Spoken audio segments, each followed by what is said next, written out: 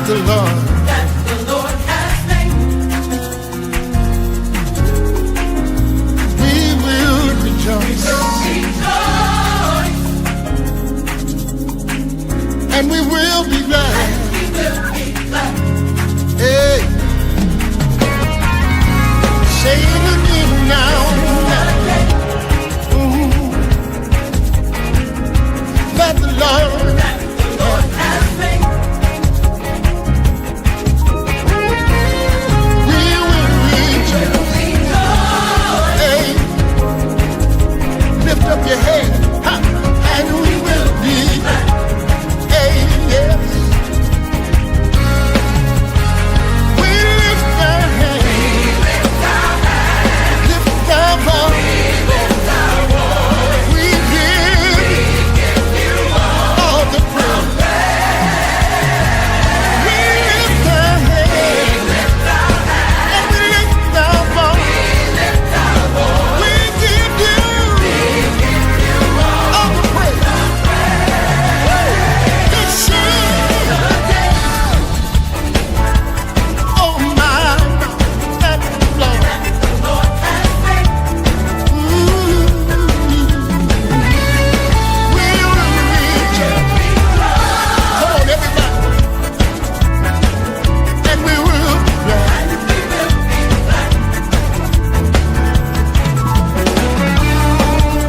We lift our hands. And we lift our voice. We give you all the praise. Yeah, yeah, yeah. Lift our hands. And we lift our voice. We give you all the praise. Now we decree and declare right now that this is our seed. And the Bible declares that this is the day the Lord has made. And we will rejoice. Come on, yes, we will now. Yes, we will rejoice. Yes, we will. Yes, we will rejoice. We will. Yes, we will rejoice. We will. We will rejoice. We will. Yes. Oh, we will. Yes, we will rejoice. Oh, we Oh, yeah. will. We will. Oh, yeah. Say we will rejoice. Said you've been a good God on the bad day. Said I will rejoice. You've been sunshine. Hey, Lord, I gotta tell you thank you.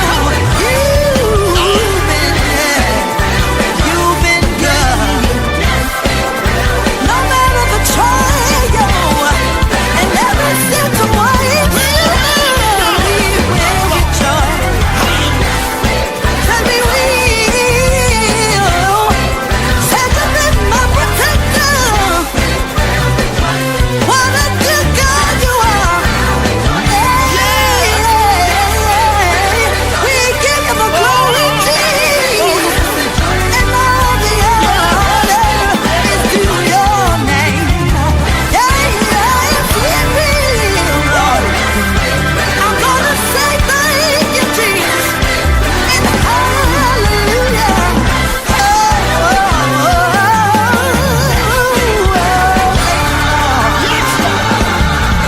We will rejoice. Yeah.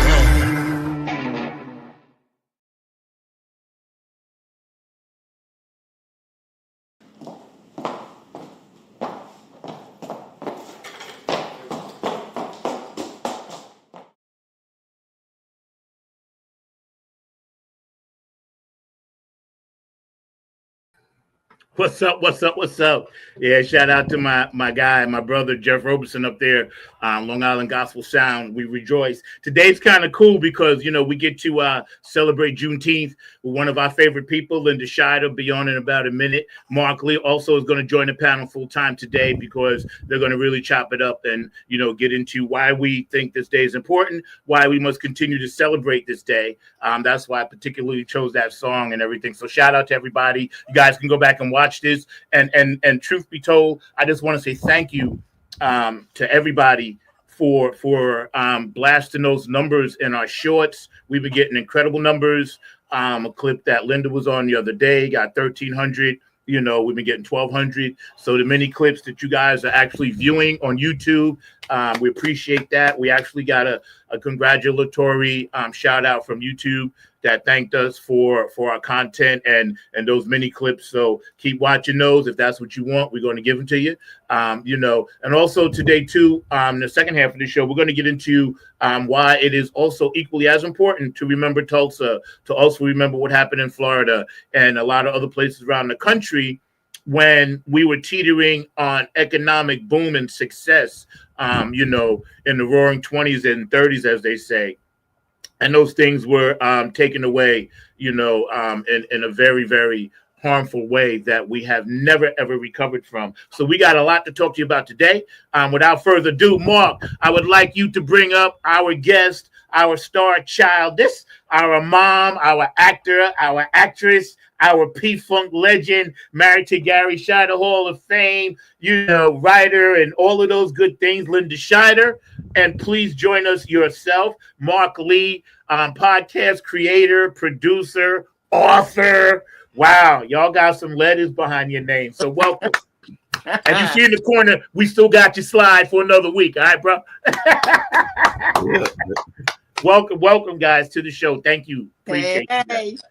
How you doing in Kansas City? What's up, Linda? Oh, everything's chill, Zach. I can't complain. The weather's lovely. No thunderstorms today. So greetings from Middle America.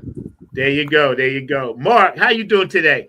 I kind of like that way, Mark. Put it back. I like that, the three across. That was nice. Cool. Yeah, I like that. Yeah, puts us all equal. Really cool. Yeah, everybody's on equal footing and everything like that. But yeah, I'm doing good. As I told you, yesterday was a very good milestone day. Got together with my brother and my two nephews, as well as my dad's girlfriend, and of course my brother's girlfriend and her two kids. So there's about 9 of us. We went to a Louisiana style restaurant and celebrated Dad's 85th birthday. So Dad turned 85 on yesterday. So June 20th is his birthday, and he hit the big 85. So it was good to have that camaraderie with Dad on that 85th birthday. Blessings, yes. Yo, man, that's what's up, man. I know you. I know he's proud of you for, you know, recently becoming a published author last year, and I tell everybody that, you know. So I'm really proud. I know he was, man. I never actually met your dad, but you know, his son is a reflection that he's an all right dude.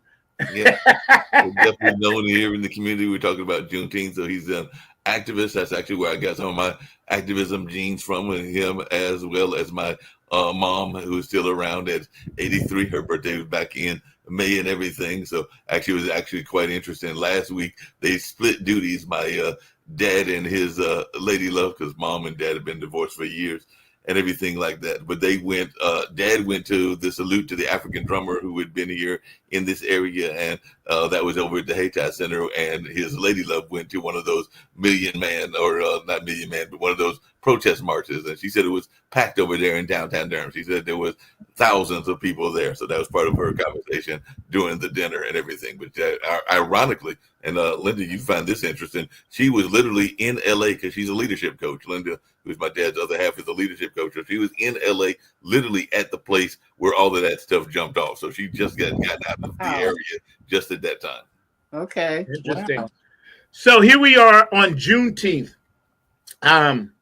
And, you know, it was celebrated obviously Thursday, Friday, Saturday. Linda, first of all, out in that area of the country, did you feel or see, or was there a communal involvement in the Juneteenth celebration? Not that I'm aware of. I didn't see anything about it on the news because, like I said, this is pretty Trumpy country. I was surprised that they showed up last week for the marches. Right. Yeah. I saw no mention of it. No. Yeah. I remember you was telling me that you know, you were happy and proud that a lot of people kind of stepped out on that limb. Yeah. Yes, indeed. Yeah, that's, you know, and it was weird because I knew, but I forgot it was a federal holiday. Mm-hmm. So I was trying to get to the doctor, And I was like, why is it closed? And then I was like, oh, it's Juneteenth. I get it, you know? So I think, when was it started, Mark? When did Juneteenth actually start?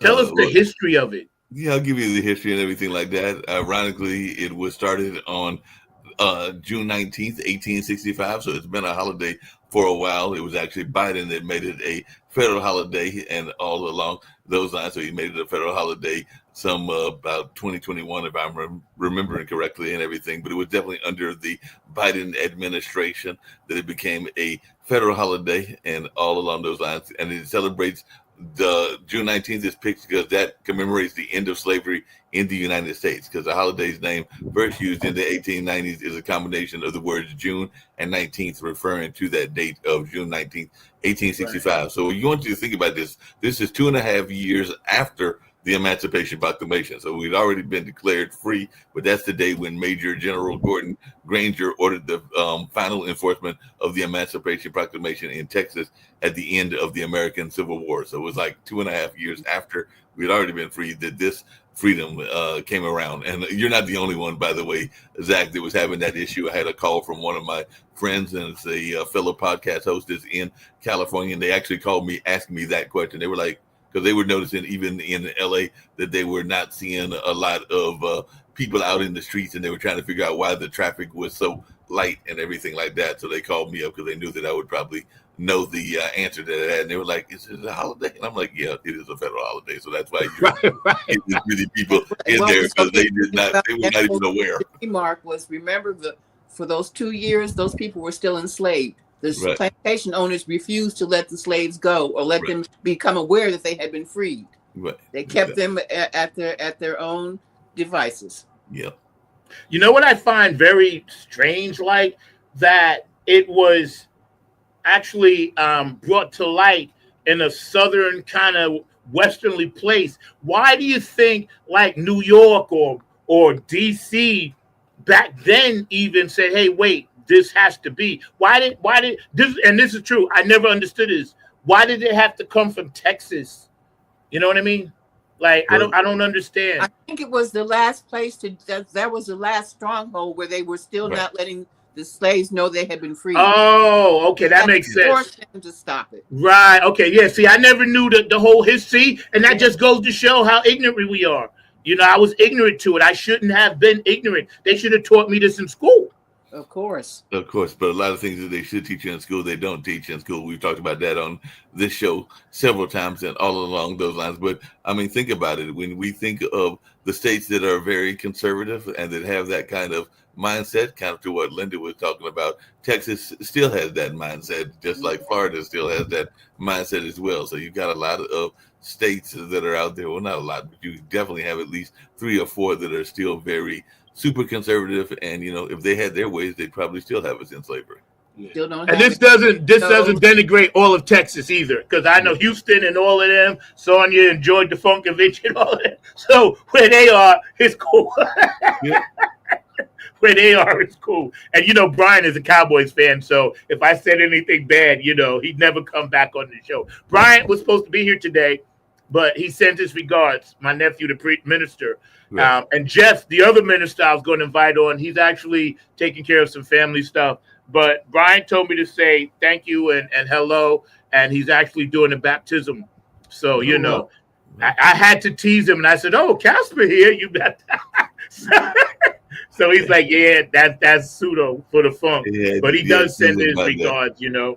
And also I invited a few other people, but they may pop in and out. But I think everybody's kind of out today, you know, taking care of family stuff. But it's cool because we get a chance to chop it up. Linda, I wanted to ask you, do you think that a lot of young people, even, and I'm not talking about the ones whose families make them go to church. I'm talking, or, you know, events. I'm talking the average hip hop kid in the street. Do you think they care about Juneteenth? And I don't mean to be harsh, but I got to ask the question. I don't think so. I think their priorities are very much more focused on video games and hanging out with their friends, you know? Yeah. I get that sense. There's no kind of historical interest. Yes, yes, exactly, exactly. I get that sense. Mark, what do you think? Why do you think that is? Yeah, you got a lot of people that don't pay attention and aren't as culturally aware as certain folks are, and all along those lines. But then you've got others that are becoming more engaged and all in that kind of space and everything like that. So I do know you had asked about celebrations and everything like that. That I think starting at around an hour from now and going till 8, there will be one here in Durham, North Carolina. It'll be over by Central near the track, and Phyllis Coley, that runs the Spectacular magazine, has been doing that. They did it downtown for a number of years. They did it at other locations, but I think the last 2 or 3 years it's been down there at that lack of a better term, parking lot and everything. But they get all kinds of folks there. I think last year when I went, they had the Buffalo Soldiers there. They had some Yeah, other yeah, yeah. there. And They had, I don't mean to cut you off, but you make a good point. The HBCUs are probably doing a lot of things from a historical point that Linda brought up. It would make sense then. Yeah, it would make sense because Mark and I both live about 10 minutes away from Central HBCU. So we're kind of in this area here. Yeah, and that does make sense, Mark. So that's good, though. But it's sad that we had to watch last week, and then we got this week. It's almost like that thing overshadowed what should have been a nationwide celebration, in my opinion. Like today should be like on Monday. That's when they should close it, the day after, whatever, and it should be recognized a holiday for all people because everybody benefited from Black people becoming free or being allowed back into or being included. Everybody benefits, you know. So it's sad that we can't go back in time and fix that.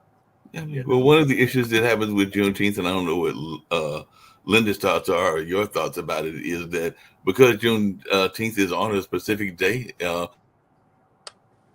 then a lot of times you have the holiday fall on a day that is for the celebration, and then sometimes people are looking to the weekend. Because like I just said, the Juneteenth celebration here is actually on today, the 21st, and everything like that. So I do know that if the holiday falls in the middle of the week, then the celebrations aren't always on the actual day and everything. And that's for a number of holidays that are like. Yeah, I agree. You know, and thinking about it, like Linda said, now she's in a place, Kansas City, right? And we're going to get to this in the second half. They had a Black Wall Street, you know? Oh, I wanted to remind you of something that I just found out about this area I live in. The area is called Clay County. This is the hometown of Jesse and Frank James. Oh, wow, that's dope. All right. I like that. Outlaws. They grew up in this area. This is their territory. Wow. They were serious Confederates, so you can imagine the tempo around here. Oh, wow. See, that's amazing. That's amazing. That's serious right there. I was surprised. The James gang. I just didn't realize that they were like from here, you know? Yeah, the James gang. Wow, that's pretty cool. I do have a question for you, and it's a question. Don't rob no banks. It kind of came up with Kwanzaa. It kind of came up with, I think, Juneteenth as well, and a number of other things. But Linda and even you, Zach, how much do you feel part of the problem is the commercialization of these holidays and everything? You know, a lot of people, there are Juneteenth sales, and there are things along those lines. So even though it is a very important holiday and a holiday that we should be honoring, I'm even wondering if some of the events aren't geared more toward the kind of commercialization aspect of it. So maybe people are going to these celebrations and not even thinking about the context of the celebration. That's very possible. And like I said, merchandising is it's key. 4th of July, there's always got to be fireworks.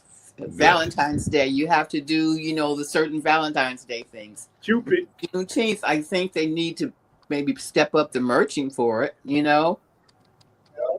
T-shirts or something, something that people can relate to, because that's how you get the momentum.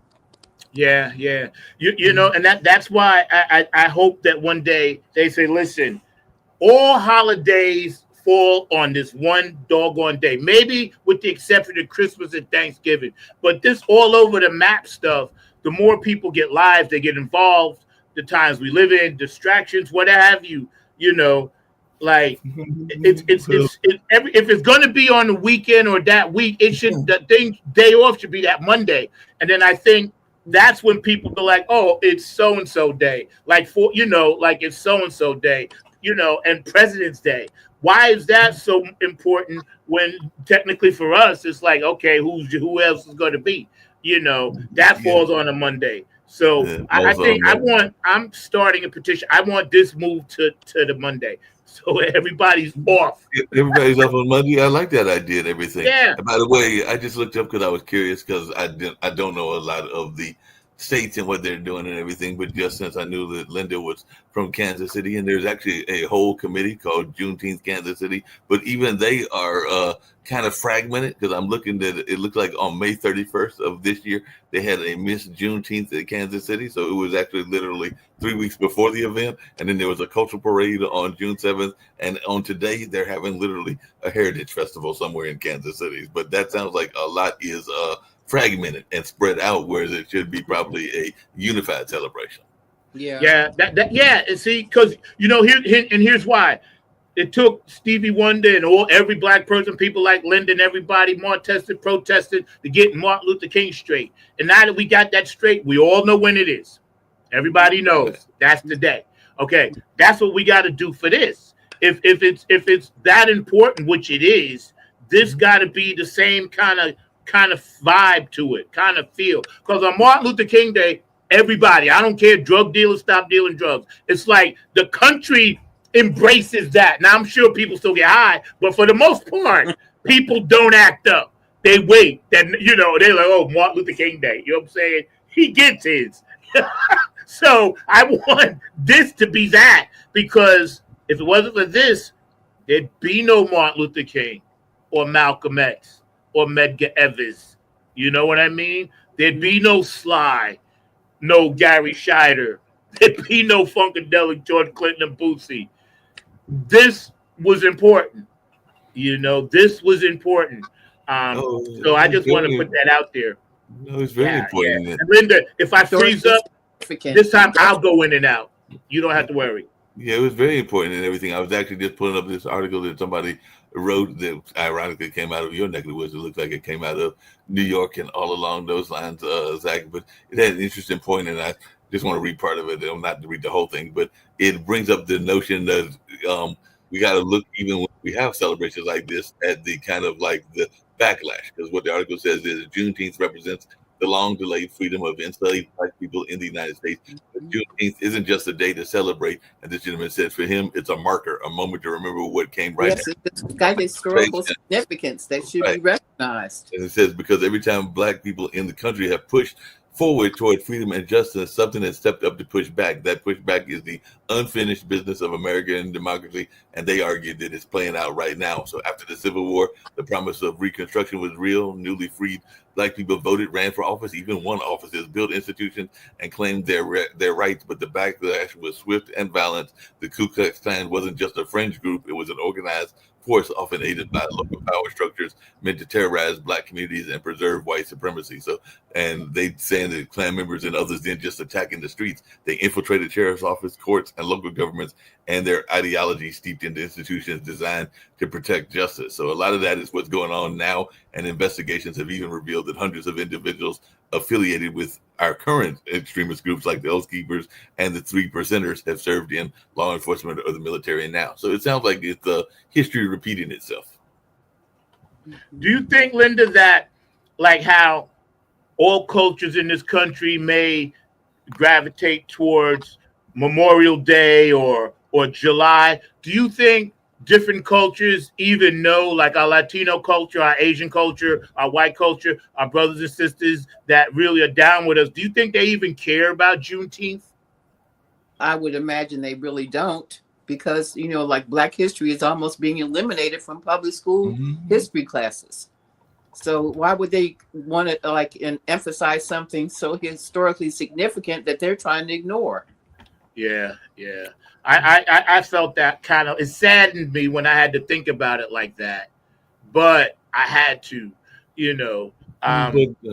But Zach, the counter to that is that if you put it in modern day kind of use in modern day kind of communication and everything, that a lot of it is similar. So while we got supposedly freed, or at least freer, on Juneteenth and all along those lines, they are now dealing with some Juneteenth-like situations.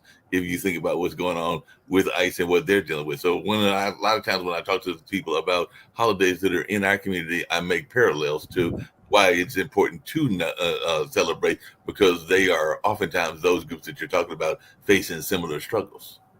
Mm-hmm. Yeah, you're right though. 2,000 more troops to Los Angeles, even though the peaceful it's become very now, but they decided to send 2,000 more troops out there. Yeah, that's crazy. Just to add fuel to the fire. It's ridiculous. Yeah. It's crazy. It's and like I said again, this pops in the middle of this stuff, and it really makes you think, like, Linda, what do you think? How do you think Martin Luther King or Malcolm X would react to us as a people treating each other so badly? Well, Martin would be out there protesting. Mm-hmm. Malcolm would probably be on his soapbox, trying to get people to straighten up. Yeah. And I see them both dealing with it in different ways. No, definitely. Hey, Zach, just in that same realm, and I think I told you this before, that maybe 10 years or a few years after his assassination, there was a book that Martin wrote called Chaos or Community. It was basically where we come from now, chaos or community. And I had to write an essay in order to go to a journalism camp as a teenager, about the age of my nephews and everything. And I remember literally writing what King would be doing and all in that space. And I said that he would still be fighting against poverty. He would still be fighting against homelessness. He would still be fighting against the wage disparity and a number of other things. And the scary thing is that I wrote that in 1979, because I would have been a teenager in 1979, and that would have been like almost a decade after his death. And we're talking 2025, and I still think that he would still be dealing with those same issues several years later. So to answer your question that you asked, Linda, I feel that he would be frustrated, because he'd be going like, we haven't come as far as we should have. Yeah, I agree. I think Malcolm probably very disappointed in how little progress has been made. Exactly. With us, actually coming together as a race. Yeah. See, and it's all we're. Yeah, I didn't hear what you said. What'd you say? I said too many factions and too much disinterest in things better for each other. Yeah, we're in a strange time, and with this current group of people trying to take everything away and erase history. That's why I figured this particular Juneteenth would have blown up, but it was overshadowed in a way. And like you said, Mark, I'm gonna try to make it down. Thanks for telling me that. To that, so to put my number in just to show up over there, But I just feel like it's something like, reparations, Juneteenth, they'll never get it, and that's why I want to get into on the second half in a little bit about what happened in Tulsa, because I still feel those people should be getting reparations, man. I really do. That's just my personal opinion about it, Mark, you got a quick clip or a picture or something that you wanted to show? I do have a clip. I don't know how quick it is, but it is a clip that's down there. We can break it down if it becomes too long and everything, but it explains what happened in Tulsa and all along those lines. So if you're ready. Well, hold on to that one. Hold on to that. But I thought you had something for Juneteenth. No, still working on that. I have pictures of some Juneteenth celebrations, and I can bring those up. So hold on one second. Yes, that's what I was talking about. Yes, hold on one second. Yeah, that's perfect. That's perfect. You're watching from the front seat, 9 on the Grind TV. Linda Shider is in the house. Mark Lee's in the house. And we're reminiscing a little bit about the funk and Juneteenth and how we see it. Right. The funk has to have an opinion. Always. And shout out to, some people that had birthdays and transitions this week. Been kind of a rough week for some people. You know, so shout out to you guys. You know, love you guys. Appreciate you. Hi, Cindy. I know you there somewhere. If not, you'll see it later.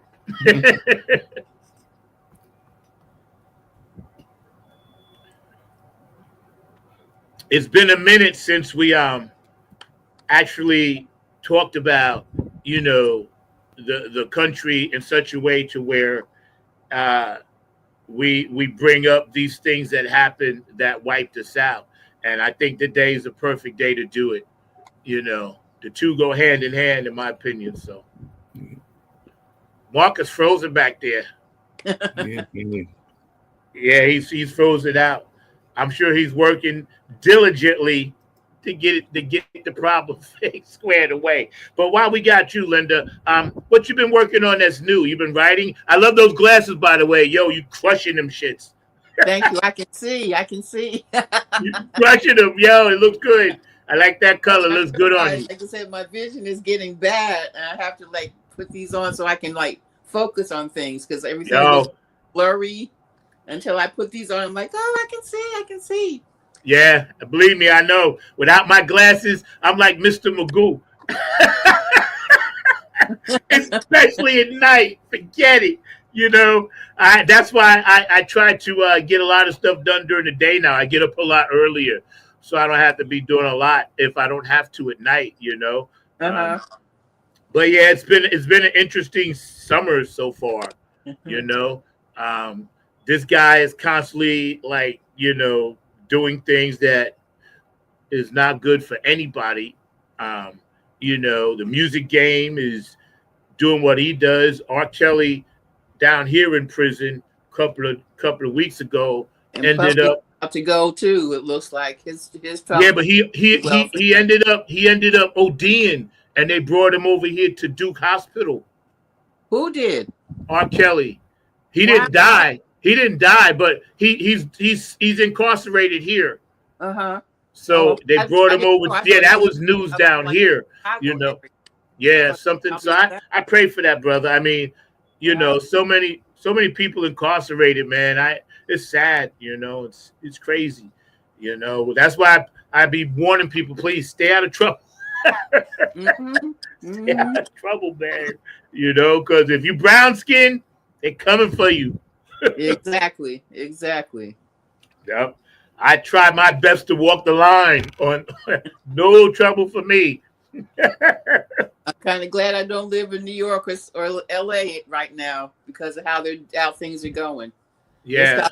People on the street, handcuffing them, taking them away, even American citizens. Yeah. Like say if you don't have it on your body that you're American, they're taking people to jail, right, left and right. Yeah, I saw that. I thought that when that happened, I was like, well, if they're doing that to these important government officials, they definitely it's everybody's fair game. Fair game, you better believe it. And I think that's horrible. Yeah, that's absolutely horrible. You know, absolutely horrible. And see, I was talking to a lot of people this past week, and nobody agrees with this really. Only his small few, that 30%. Even on that side of the ledger, nobody wants that. Because they know it's going to be them. Because there aren't really a lot of black people that high or brown skinned people that high up. So if anybody is going to bear the brunt, it's going to be like, unfortunately, the couple that got killed. Unfortunately, we don't want to see that, white brothers and sisters, and because we have no power, so we're not worth the time. And that's the first thing I thought about. I said, what's the common denominator other than the Latino community that are getting detained or getting hurt behind this? And the common denominator was they're either government officials, local officials. They either are from, you know, a different background, you know, and it's just there's been a few black people, but not many. So this goes to show this dude don't care. He's gonna come after you, and I just pray, man, that we get out of this, man. I really do, because it's terrible. the couple that got shot in Minnesota was horrible. We were on the air. That was horrible. Brutal. And You back with us, bro? Decided not to even. I'm back. Tim had to switch to a different device because computer was trying to act up and everything like that. Okay, so Linda was saying something. Hold on. Yeah, Trump decided not to even bother to give any condolences to the governor of Minnesota about that incident. He said it wasn't worth his time, basically. That's how cold and unempathetic he is. Yeah, he should have went there. Something. Barack would have went there. Did nothing. Yep, Barack would have went there. That was because they were ignoring him. He got insulted. That's why he left the G7. It wasn't about Iran and Israel. He left because all his buddies, Putin and them, were giving him the cold shoulder. Yeah. And it freaked him out. Yeah. It's sad, man. It's all we can do, like I say, is just keep moving forward and recognize the things that need to be recognized. Yo, Mark, you ready? That's what I was saying. Is I'm actually still trying to get it on the other computer, and the computers are having a mind of their own. I don't think they like 100-degree weather. Don't worry about it. Do you have it loaded up here on my side or no?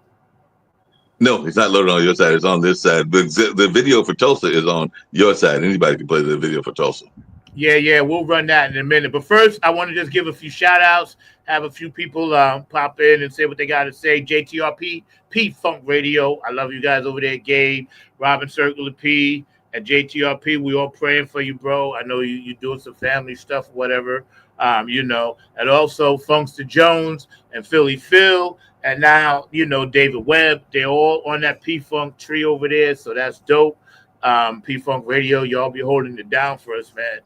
Bootsy and Patty, of course. HJ Entertainment, Kane and Jams, Tony Cameron, Funk All-Stars, Nappy and Funk Army, Oak City Music Collective, Curtis Wilcox, Jordan Funk Vinci, and Aquarius Rise and Art down here. Brooke Clagett, I'll see you at the Funketeers Ball. Otis and Donna, Afterglow 92416, Q&A Entertainment.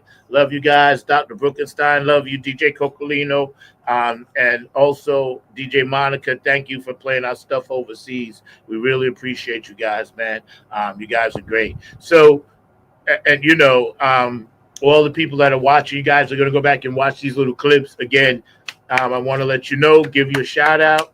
We had great numbers, 1,300, 1,200, 900, 1,100, and they're 2-minute clips. So, I guess we're putting out some content now that, people can grab, which is great. So we're keeping up with the times, which is great. So I'm happy, Linda Shider. When I saw your number, I was like, wow, that's 1,300 people. That was really cool. Yes. I was really, I was happy. And that's why I sent it to you and Mark. And I was like, yo, check this out. Because I don't watch that. I'm not on YouTube. So I have no idea. Once I'm done with this, I leave YouTube alone, Yeah, I really do. I didn't even know. So it was very cool to see that. And we appreciate that. So, Mark, what you got set up for us? Nothing? Still working on stuff on this side and all on this side. I'll run it on this side then. I'm good. We're good. It's at the bottom, right? It's at the bottom. This is about 7 to 8 minutes. You guys sit back, relax. This is very, very important.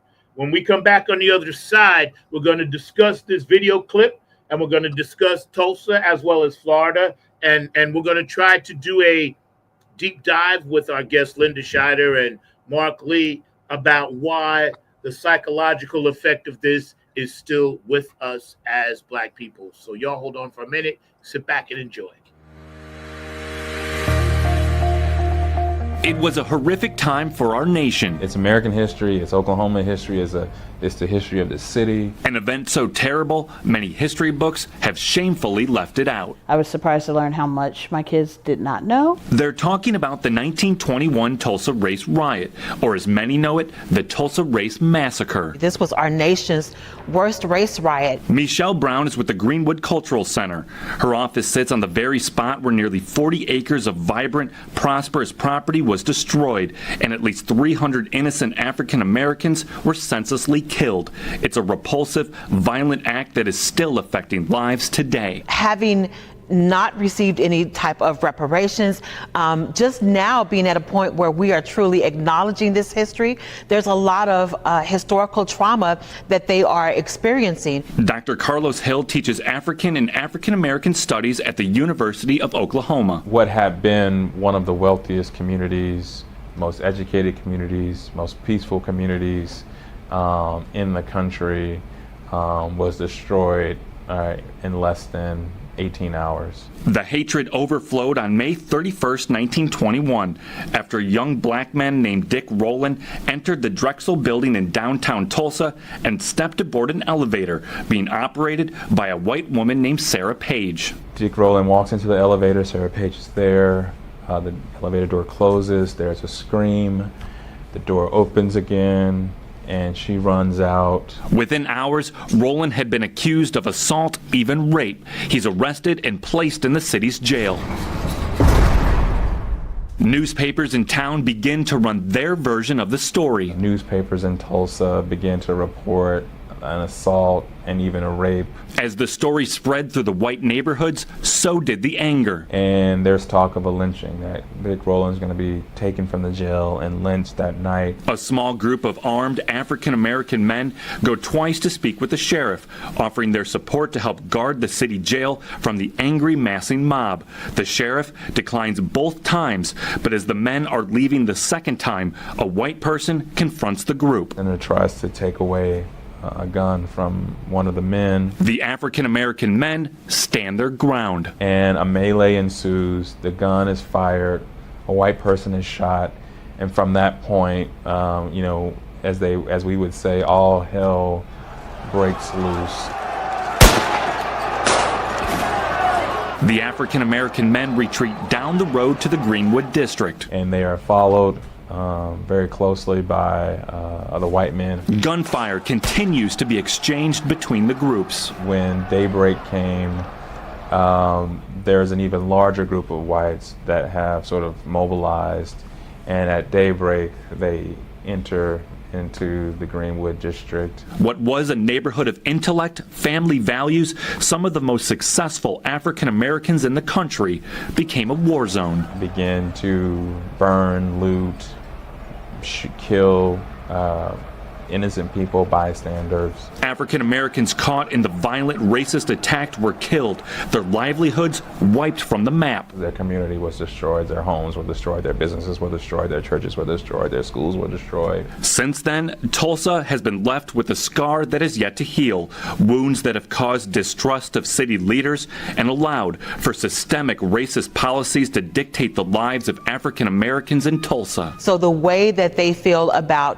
the police, the way they feel about city officials, the way they feel about being citizens of Tulsa. Michelle Brown says only in learning the full history of the Tulsa Race Massacre can one begin to see the pain it has caused Tulsans for a century. When we realize and acknowledge the history, we understand some of what they are experiencing emotionally and mentally and even spiritually. That's why having the knowledge and courage to educate Tulsa's youth about our history is critical. For a lot of kids, when they think of topics like segregation, they think of the deep, deep South, and they don't really connect it to Oklahoma and Tulsa. Shrita Ashley teaches history at Edison Preparatory School. She says educating students about the race massacre helps them self-reflect and grow as young adults. It made it more real for them because they could connect to places they knew in town, parts of town that they had lived in the past or they live in currently, and understand why was there so much difference between different segments of Tulsa. But having these conversations has proved difficult for many adults, even teachers. They did not feel comfortable talking about this part of history in their classrooms. They didn't know how to discuss it and address it. Brown saying many educators she's mentored lacked enough knowledge to facilitate meaningful conversations. They did not know enough about it to be able to educate their students about it. For Shrita Ashley, the educational process for teachers begins with self-awareness. And be okay with accepting that you've done things wrong, and it's okay. You know, you're a person, you're a human, and you realize this hasn't been working,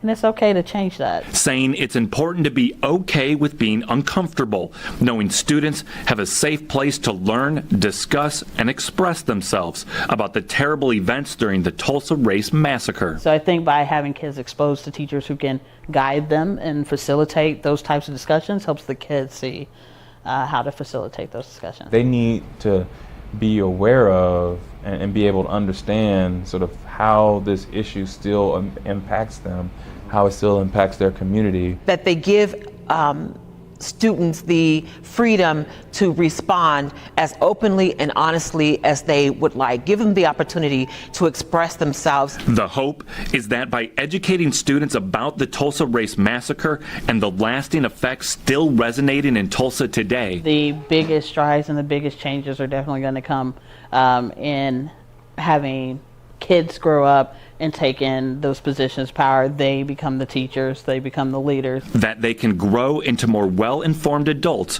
that can create positive, lasting change in Tulsa. Most of these students, as history has shown us, will be here. They'll be leaders in our city, and they can see where these problems started, and they can figure out where to go from here. Hoping one day the deadly racist attack will serve as a reminder of our evil past, but also highlight the qualities of African Americans who endured such terrible acts of violence and oppression. It was an attempted expulsion that was unsuccessful, and I think probably the thing that Black people are most proud about in relationship to the Tulsa Race Riot or the massacre is the fact that the community was rebuilt. That African Americans in Tulsa would not break to the pressure of racism and injustice. It's a testament to the strength of the community.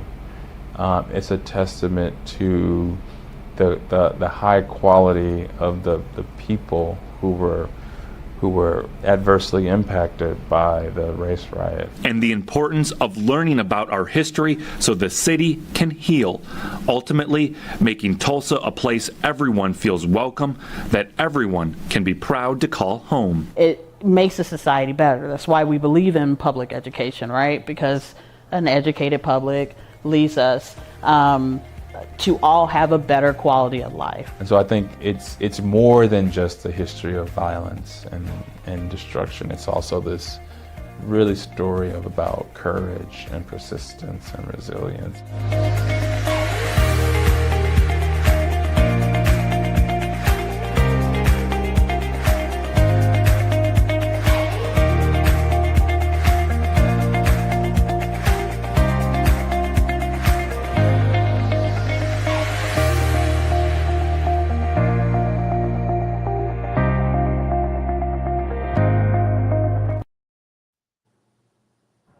That's deep. That's deep. I don't even know how to wrap my mind around that. I know.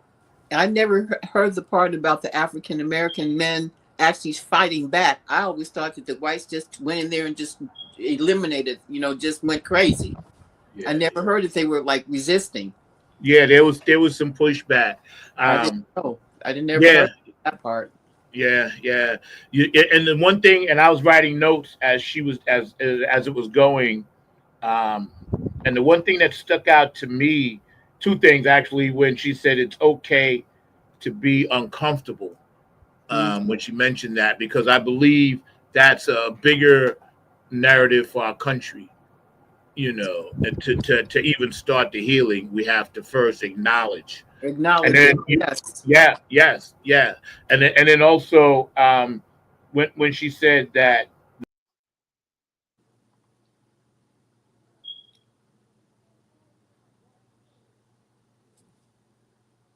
Uh-oh, I lost you that.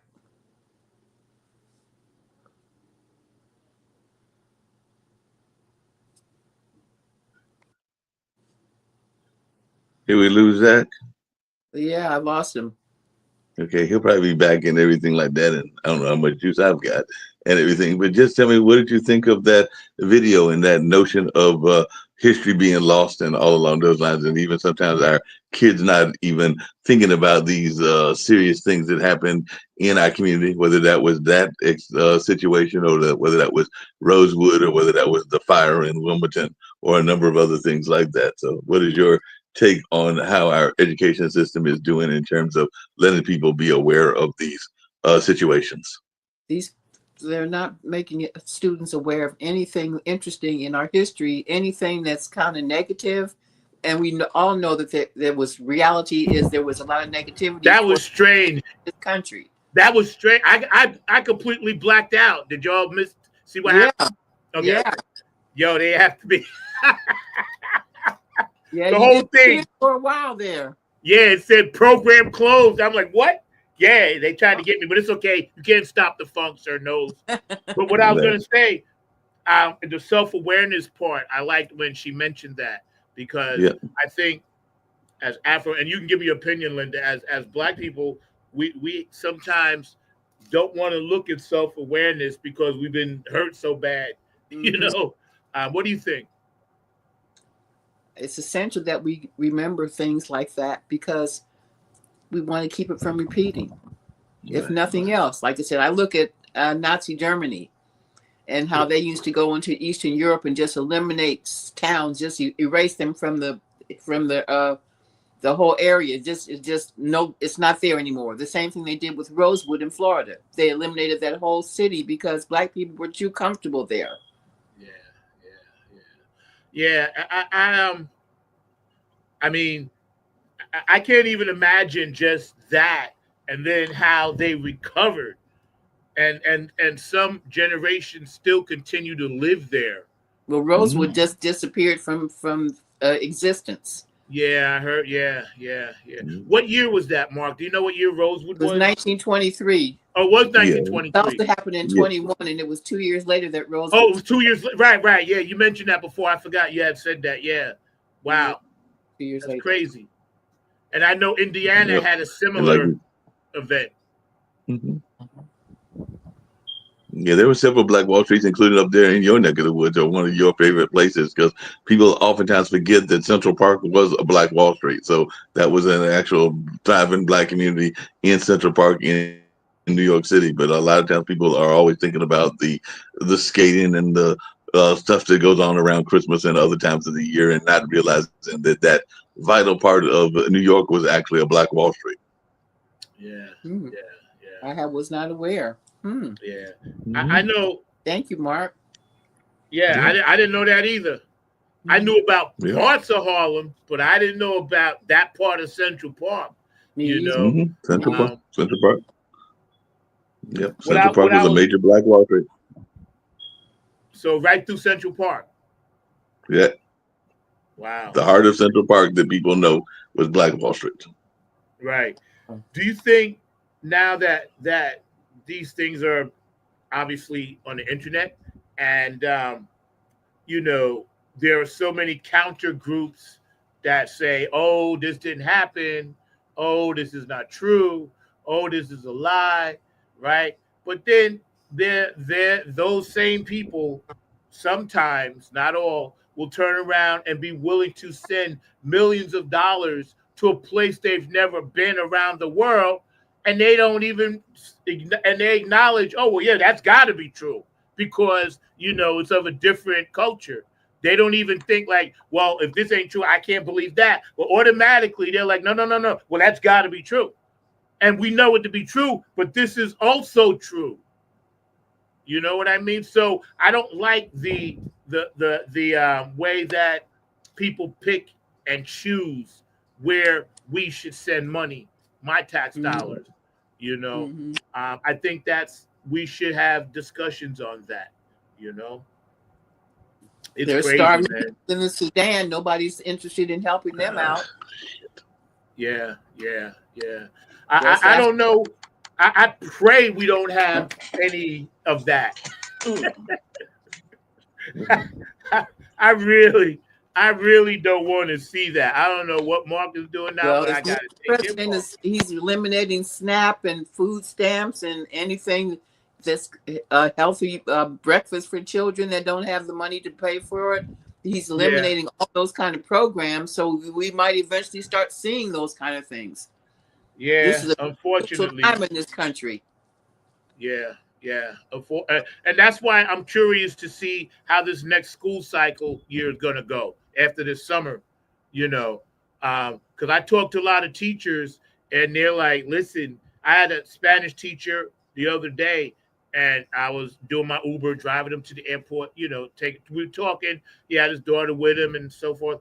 And he was like, he said the resources are shrinked up. He personally told me, he said, they have to buy stuff, surplus it, not use it because it becomes obsolete once they bought it. Like he said, there's a whole closet full, and I can't call the school and the gentleman's name in Durham, where there's nothing but brand new stuff, computers, tablets, all kinds of stuff. He said they buy it because if they don't buy it and spend that money, they'll get less the next year.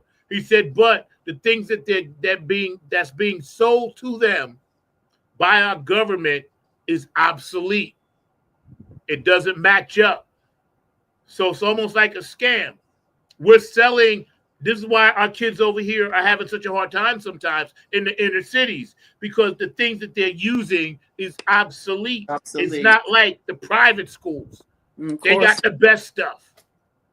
You know what I mean? And he told me this. He said, yeah, there's a closet full of stuff that they don't even use that's brand new still in the boxes.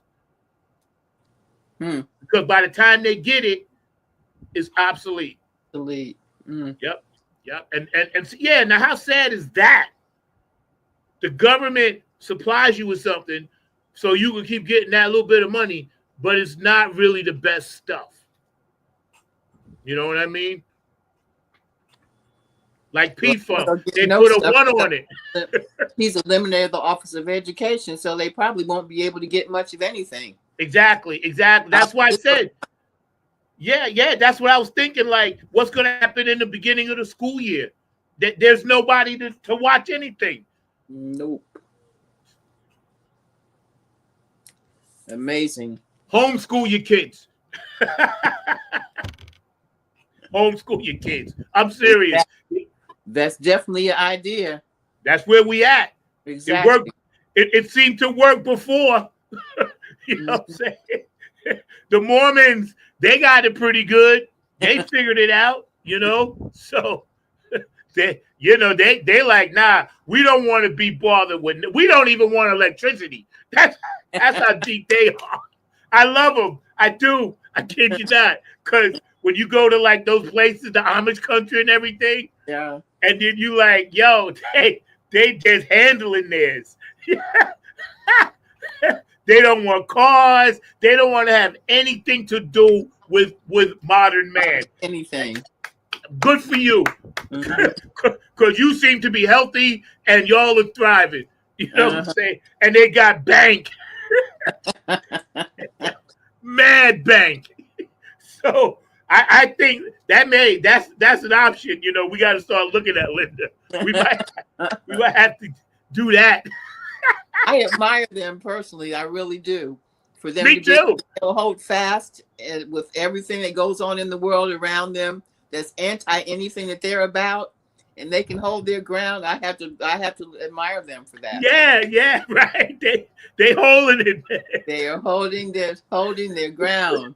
I appreciate that. That's what you guys are doing out there in the world. We got this. Yeah. Because I went there once and I got an apple pie, man. The pie was like that big. Oh man, they have a place in Maryland where they come straight from their farms. Yeah. Oh my God, the selection of food is the bomb. Yeah, it is. Yeah. My friend, Kevin, he comes on sometimes. Him and his wife go there sometimes. And he tells me they go just to look at the scenery, and the breeze and get that thing. So that may be a road trip. Put that on the list. Amish country. It's really cool to see them with their horse-drawn buggies on the highway and stuff. Yep. And I think moseying along. That's right. Yep. Clippity clop. Not in a hurry. I think that's where we're headed, because I was watching a documentary about, you know, all these docs are out now. The government, I guess, is letting them out about these people that they have the gold and they're getting all this gold. And we was talking about this last week, and they're burying it in certain spots, right? But now you have some of their own people that's like looking for it to rob them. Yeah, because I guess they figure, well, it's been sitting in the ground for 20 years. I can use it.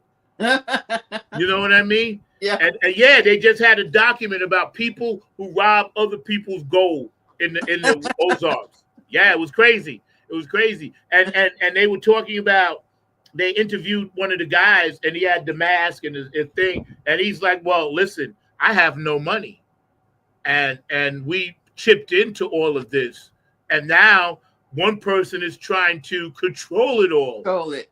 Yeah, and he said, we can't live like that. He said, my farm needs this, and, you know, the kids need this and that. He said, we're not making money like people think on the farms, you know, because he's done some stuff and manipulated the market with that, you know. Mm-hmm. So, yeah, and you know what else is funny? If you notice, quietly, they have stabilized gasoline, right? And my thing is, well, we're probably getting ready to go to war then, because usually they give us something good before they do something bad. Well, right? he's definitely considering going in back into Israel of going against Iran. He's saying it's going to give him 2 weeks to make the decision whether he's going to send troops over there and stuff. Yeah. So they're bracing for it, and they're saying that gas prices are going up because of that. What's going on over there? Yeah. He's See, back up again. yeah, that's what I mean, because that's why they're giving it to us now, because once they start that war, bang, the next day they're going to be sky high, because I've been noticing that. I was like, okay, something's getting ready to happen, because gas ain't supposed to be like where it is right now, you know. I never understood that anyway, because just tell us you're manipulating it. Don't act like you're doing me a favor. You know what I mean? Because Sheetz got 5 cents off. No, it should be that cost anyway, you know, because it's the same gasoline we've been getting since the 1800s. You know, where we are now, man, every day's a movie, a Fellini movie. You know, 2016 and to 2016 to 2020. Every day something new, something crazier. That's right. You thought yesterday was bad, or watch what happened today. You know, that's going to give your mind, blow your mind. Yeah. Mind blowing every daggone day. You have young ones around you. Do you kind of shield them from all of this nonsense? These guys watch SpongeBob. Good for them. Thankfully, SpongeBob and Spider-Man. Good for them. That's good, because they don't need to know. They don't really want, they're not interested yet. Yeah, good. That's a good thing. Yeah, that's a good thing for sure. You know? Yeah. They're still trying to be kids. Yeah. And I wanted to shout out Terry while it's on my mind, because I saw you guys were playing the other day. You know, Sandra Morgan, shout out Mama Sandy, sent me a clip. So Terry is feeling good, and I saw him sitting and playing in the video. So Terry, I'm happy for you. I'll see you soon, because I'll be up there soon to visit y'all. So I'm glad he's doing well. You know, so many people have made this comeback from this thing, you know, and it's good to see, you know, it's good to see. So I know a lot of the members of different organizations yesterday sent me things. So I want to shout them all out on my Facebook page, because I see you guys out there, and I know you guys, everybody's trying to hold it down in the funk community as best we can. You know, it's all we can do. You know, I'm praying that my goal is to like still see the old days, you know, where it's like every funk band ever existed in one spot, and at the Super Bowl. Damn it. Come on. Come on, Super Bowl committee. Yeah. Get with the program, you know? So, Juneteenth, getting back to that, we rounded it off with what happened with the Black Wall Streets. We're hanging out with our special guest today, Linda Shider. Thank you for coming on. And here's something that we as Afro-Americans need to focus on, which is our health. Okay, mental health and physical health. Try not to eat too much trans fatted stuff. Try to read your labels.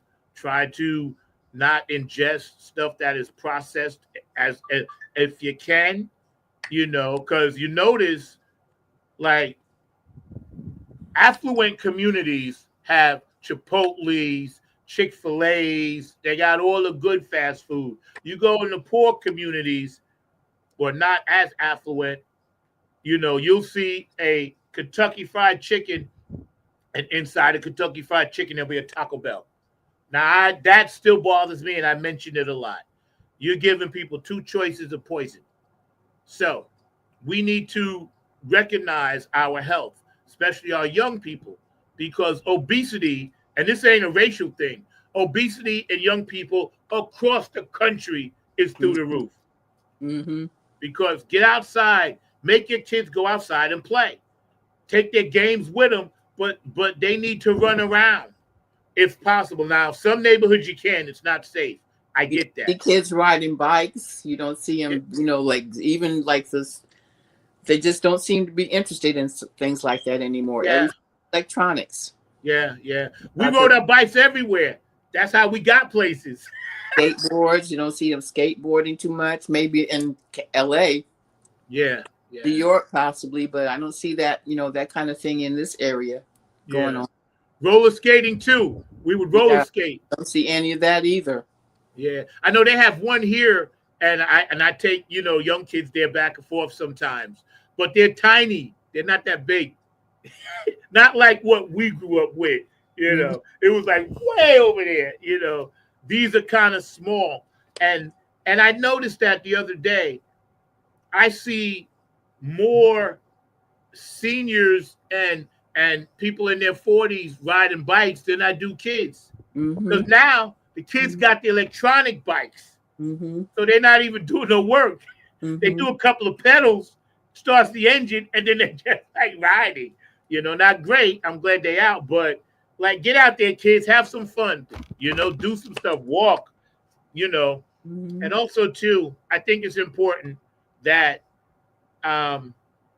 we acknowledge people that are in senior centers and places like that, because they don't have connection to the outside. So if you're in the area, sometimes go volunteer, go spend an hour or two there.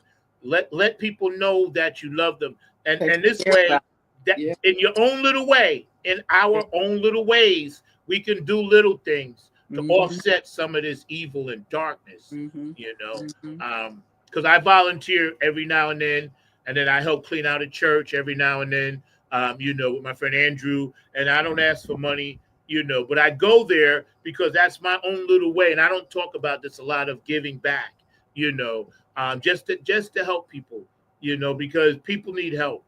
Yeah, I used to do the food bank in DC. Okay. I enjoyed doing it too. It was nice to meet some interesting people who care about other people for a change. It was nice doing those kind of things, and it made me feel good. Yeah, you're right. Those little things add up. Those little things add up. So again, we appreciate everybody that's hanging out with us. Mark, you back with us, or you still he's still frozen? See, that's why I took him out. He's trying to get back in under a frozen alias. No, I'm out. Yeah, because I know what he's doing, and it's not his fault. I understand, because he was trying to load up something for me, but he tried to slide in frozen, and I was like, no, you got to be moving, son. Mark's my dog, though, man. He and his dad just did turn 88, so God bless him. Because people don't know, Mark's parents had the first Black successful radio station in North Carolina. They were the owners. They ran the whole thing. So his mom and dad were Black Wall Street. Okay. And they were not censored. Like so many others were. They were not censored. And Mark will come back and tell us the story, but he told me the story, and that's why he does what he does. You know, that's his origin. So, you know, people think that Mark just popped in. No, he's been from that. That's his DNA. He can't help it. That's why his voice sounds like that. I'm jealous. Yo, Linda, Kevin told me one time, he's like, you know, Mark's got the best radio speaking voice ever. I was like, really? But I was joking in a jokingly kind of way. I was like, really? I was like, all right. I said, I'm gonna have him talk less. Great speaking voice. He does. Yeah, he got it. He got it. Whatever that gift is. Yeah. Because he sounds like he could just put you right to sleep, but you can still, it resonates. You know, he has that resonating voice. Yeah, man, he really, really does. But we can't tell him we're saying good things about. We can't. We won't tell. We won't tell him. I wanted to ask you, when about a culture of people that are starting to speak their mind when it comes to, and I think it was maybe in your area. I saw something with the Native American people, and they were really upset about how they were trying to run this oil pipe through their sacred area. You know, and I was like, man, we forget about our Native American brothers and sisters sometimes, especially where you are, and Tulsa too. A lot of those Black people and Native Americans were the same people. You know, same in Florida, the Seminoles. You know, yeah. And so, you're not mixed with Native American, are you? Didn't you tell me that once or no? I have Blackfeet in our. Yeah, you did tell me. Okay, I remember. You did tell me that. Yes, I remember that. Durham, I think. Durham, North Carolina. Yeah, you did tell me that. Yeah, I remember. It's on. Yeah. So what you got going on musically? What you been working on? I've got Carrie's brother Kevin working on some stuff I sent him. Okay. I sent him a beat, and then I sent him a melody, so he's kind of trying to figure out something to put with it for me. Awesome. And my guys from my old band are putting together some stuff down there, once again in North Carolina. Okay. So we've been talking about maybe hooking up and putting some stuff out. All right. That's what's up. I know you keep it on the quiet until the Q-tip, until it pops. Until it's ready. I got you. That'd be great. I'm also trying to sell some of my children's stories too to some children's publishing companies. So I've been sending them out. You know, so far I haven't gotten a bite, but I'm still looking. Yeah, it's coming when it's supposed to come, because you do have some great stories. The photo of you and I holding up the comic book too as well is really, really cool. I cherish that photo. That was at the Funketeers Ball. That's a really good photo. You know, that one goes on my wall whenever I get a frame for it. Cool. Yeah, for real. Okay, Mr. Freeze, you back? Hey, your buddy Sir Nose was messing with me left and right. Because he was messing with me left and right. I'm sitting there going like, what the heck is Sir Nose doing today? I told you they don't want us talking about this, bro. They don't want you talking about it. But I did catch a little bit about what y'all were talking about the roller skating and the biking. And I agree. A lot of our young people are not into exercising. They're into that whole notion of their video games, and even the video games when they're out and about and everything like that. And nothing wrong with some video games and some of that activity. But yeah, I also remember riding a bike as a youngster, and even and I know you are from New York, and I know that Miss Linda has spent some time in DC. I remember the sandlot games of baseball, as well as the pickup basketball games, and even the sandlot football games as well. So you would get some folks together, and y'all would get out there, because I know in Warren County there was a baseball field. It was like in the middle of nowhere, and we'd get some sandlot games going and all along those lines. And definitely, I remember my neighbors had a couple of basketball courts, and you'd get those nicely pickup games going and everything like that. So there was a lot more of that kind of activity and all along those lines. I was glad to learn that there's a possibility, Zach, and I know that this isn't always bragging on our family members and everything, but he's trying out, and there's a possibility that my nephew, and maybe even both nephews, will be on the soccer team next year. So they're actually trying out, and they've been actually having some intense tryouts and all along those lines, because they were talking about how they got to do I never heard of this. Maybe you heard it because I know you did some training. But apparently they have to like run and then run again and then run one time. And when they get to one time, they got to jump and burp. So apparently burping is part of the training, which I did not know that was going to be, or belching. Belching is part of the training. But they have to do this. Yeah. What do they got to do? They gotta like the running that we used to do like from spot to spot. But I think on one of the ones that's either the fifth or the sixth one, they have to like jump up and get a good belch out and everything. So belching is part of the training. I imagine maybe if they're running around playing soccer so much, I don't know. Right. That's funny. I don't know what that's about. Maybe the wind. Hey, soccer and belching, what? Yeah. But I think they're trying to get something with the wind going. But that's my guess. But I'm not sure either. And also maybe you run better on an empty stomach. Possible. Yeah. Like I played football. I only ran in spurts. And track. My coach never said belch. I ran track in high school. I did track in high school too. Right. They never told me back then. Well, I did track in high school too, but as I told you, Zach, when I was doing track in high school, and I think I've mentioned this before when Linda's been a guest, we had one rule because my coach he was also our football coach and everything. So he would train you, he would run you and run you and run you. So he basically tried to run you to death because he would run you for miles on end. And if you survived, you were on the team. So that's what I was. I was not that great of a runner, and I was running middle distance, but I was a survivor. So that's how you made the team. You survived. If you survived, you made the team.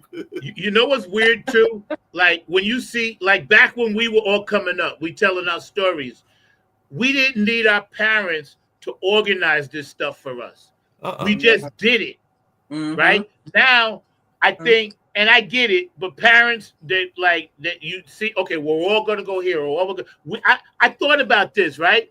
I was like, what did we do? How did we all know where to go and where to hang out? But it was like, I guess you heard about it in school, or somebody told you, or you were at a friend's house and said, hey, we going here, whatever. But now it's different. Kids they all need, like, we're all, they got to be herded.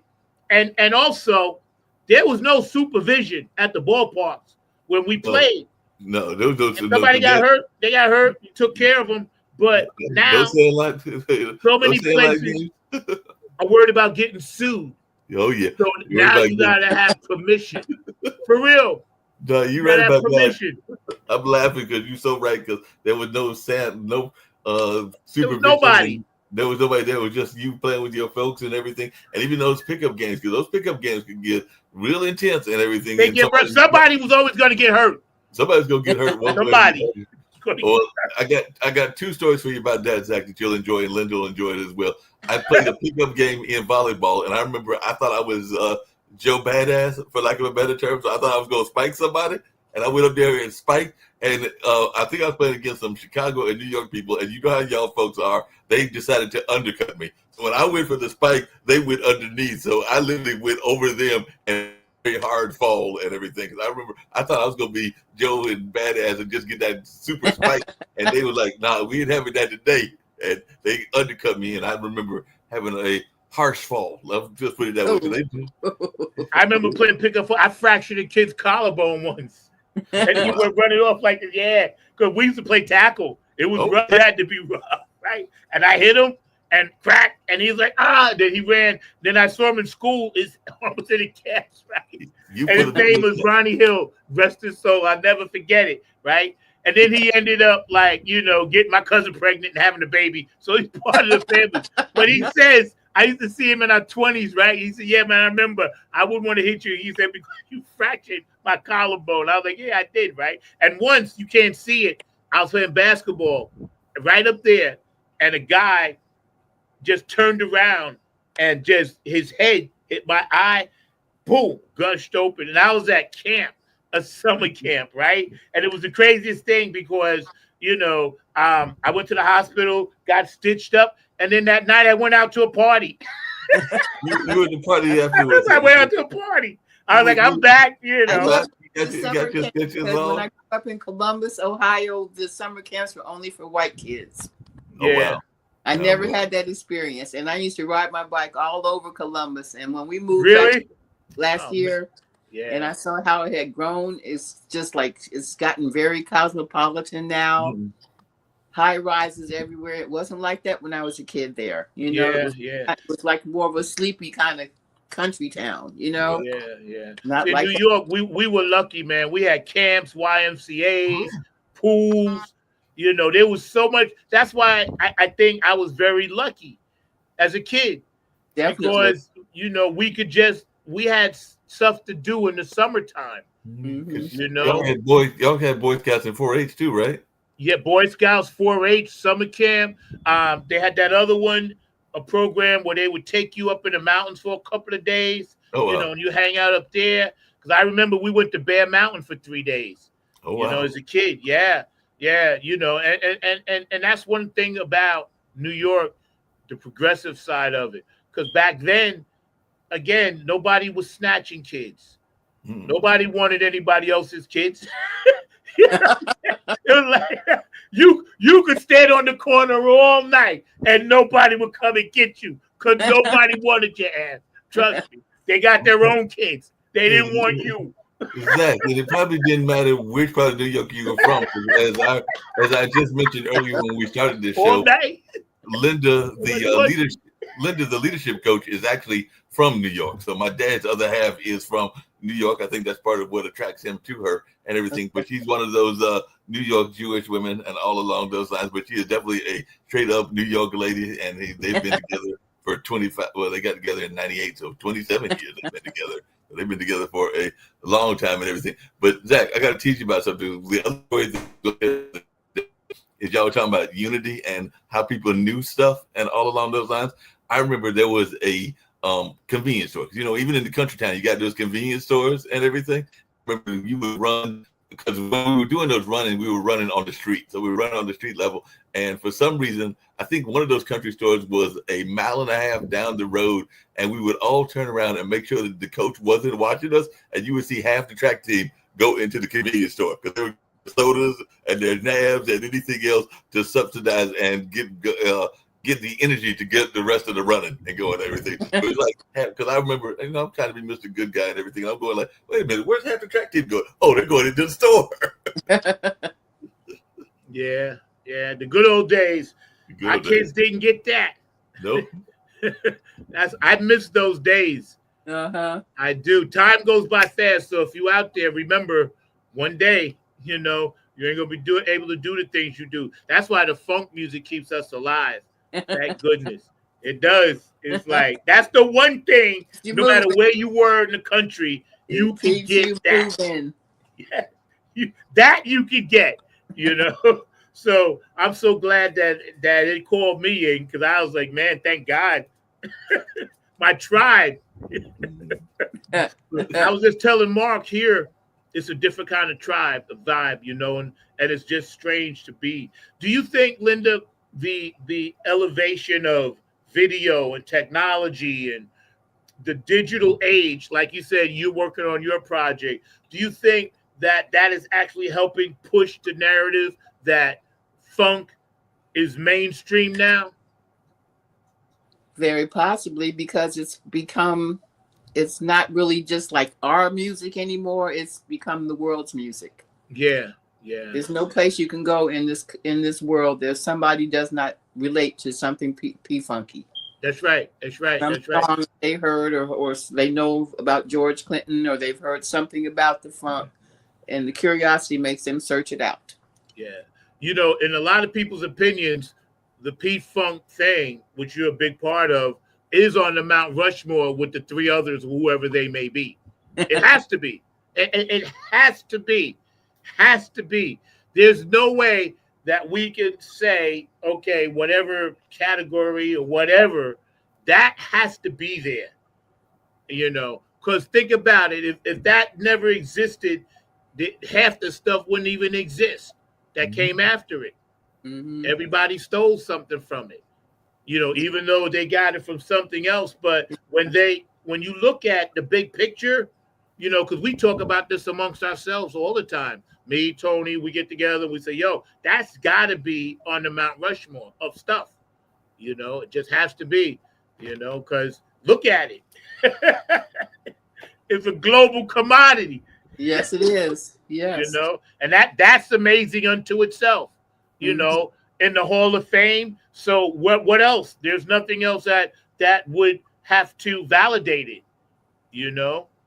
And the fact that you know, a lot of the music is still being used and you know, being played and recognized, and you know, most of the good funk bands are playing some form of P-funk somewhere. I saw Monster Mike put out something with his band, and they were playing, I think, at a festival in Ohio last weekend, and it was live, but I was watching it, and it was so good to see, you know, because he backed up Bootsy and everything, and you know, and he was doing Reach for It. It's on YouTube, and it was great. I was like, yo, and I tapped him in. I was like, hey, Monster Mike, whatever, man, you know. So it's good to see that people are still, you know, grinding on the grind. I like that, man. Mark, you have any last words? We're going to give Linda the full screen. It's been a great show. Wow, we did like an hour and a half. You know, we were laughing.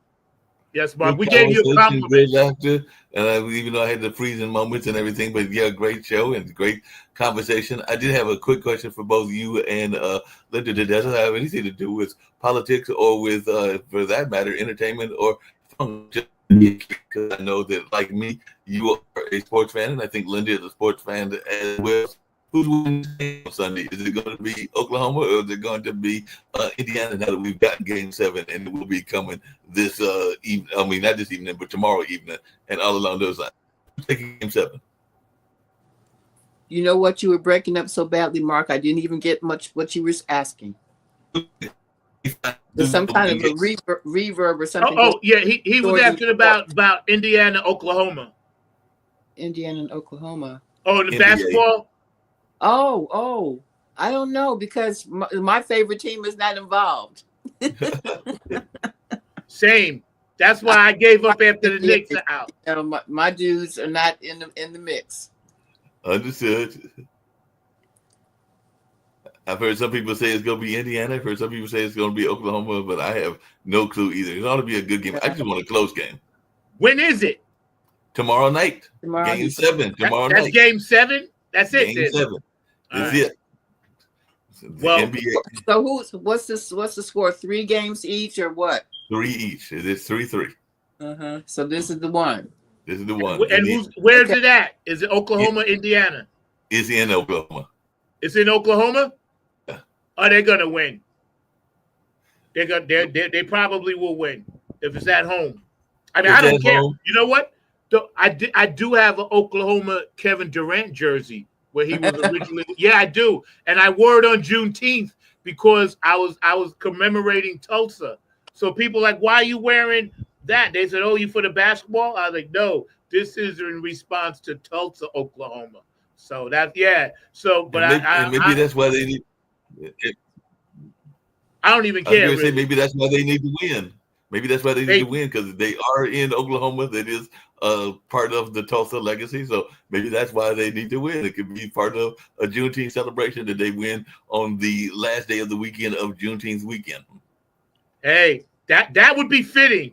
I tell you what, you might be on to something there, Mr. Freeze. That's your new nickname now.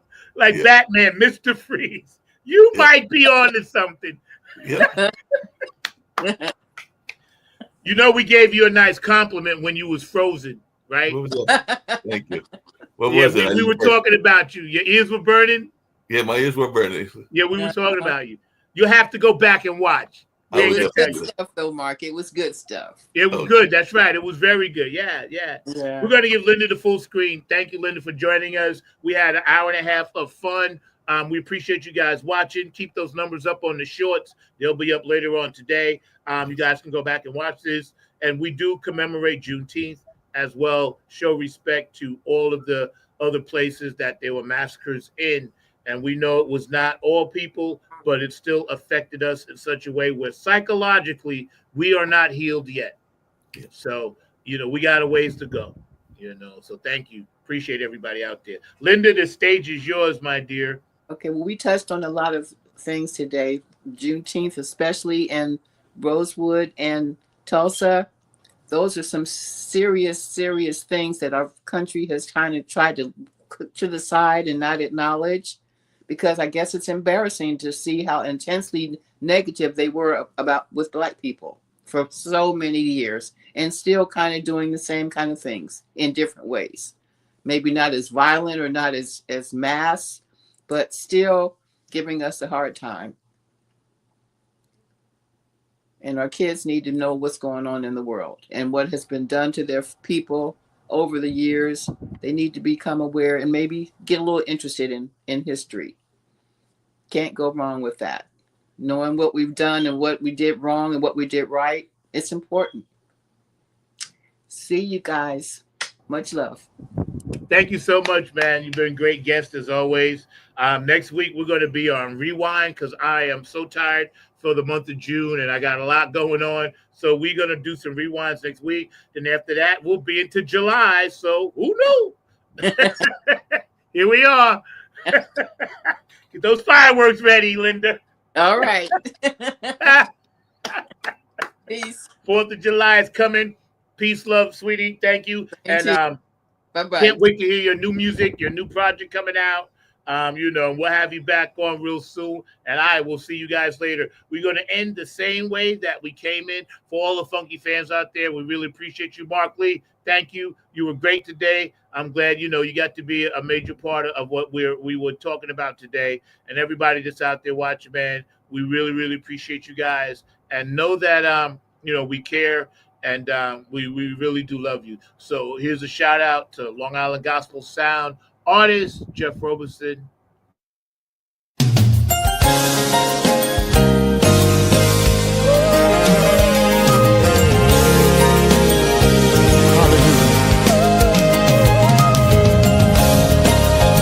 Great is the Lord, for he is a great God, and he still performs miracles. Great. And greatly to be praised. He is Lord, oh yes, and forever he will reign, oh yes, the Savior of the world, Redeemer, and forever we will sing.